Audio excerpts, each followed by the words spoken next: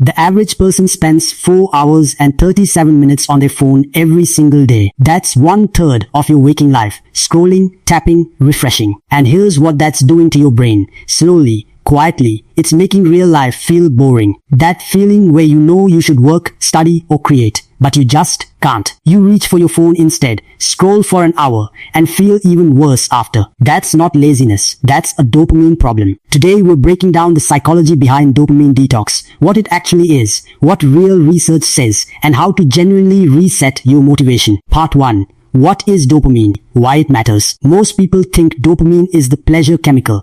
That's not quite right. Dopamine is actually the wanting chemical. It's released not when you get something, but when you anticipate it. That buzz before opening a notification? Dopamine. The urge to check your phone for no reason at all? Also dopamine. Here's the problem. Modern life is engineered for cheap dopamine. Social media algorithms, junk food, autoplay videos. Every one of these delivers a quick spike, then a crash. Over time, your brain adjusts. It needs more stimulation to feel the same reward. And meaningful things, deep work, real conversations, reading, start to feel flat by comparison. I felt this myself. I'd sit down to write, and within 60 seconds, I'd be on my phone. Not because I wanted to, but because focused work suddenly felt unbearable compared to the instant hits I trained my brain to expect. That was the moment I understood. This wasn't a discipline problem. It was a brain calibration problem. Part 2. What is a dopamine detox? Really, the term went viral, but it's widely misunderstood. You cannot actually detox dopamine.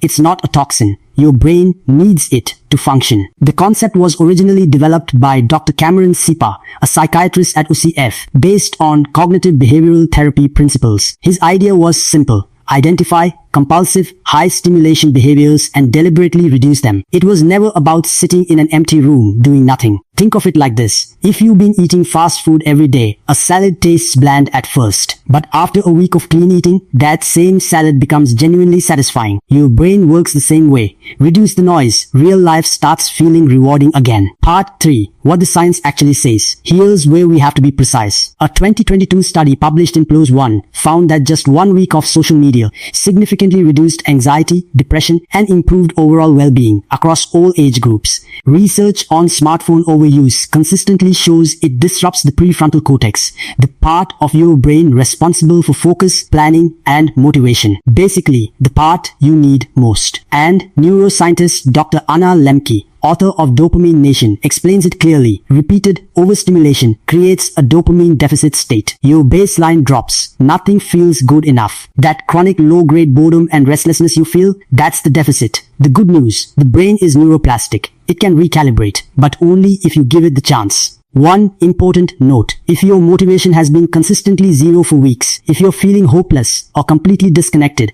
that may be beyond a detox. Please speak to a mental health professional. This tool is for overstimulation, not a replacement for clinical support. Part 4. The 7-day reset. How to actually do it. You don't need 24 hours in silence. Here's a structured, realistic plan.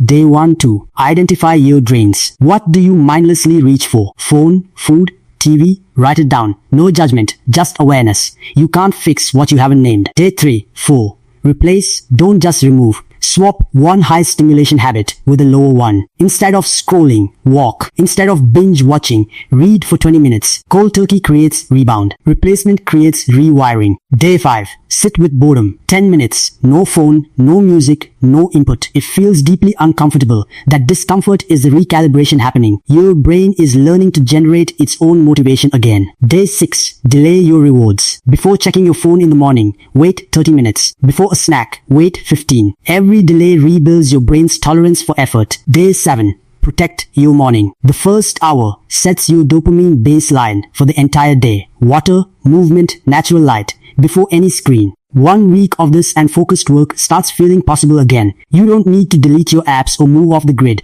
You just need to make real life more interesting than your screen. Start with 1 day, 1 morning, 1 deliberately boring afternoon where you let your brain breathe.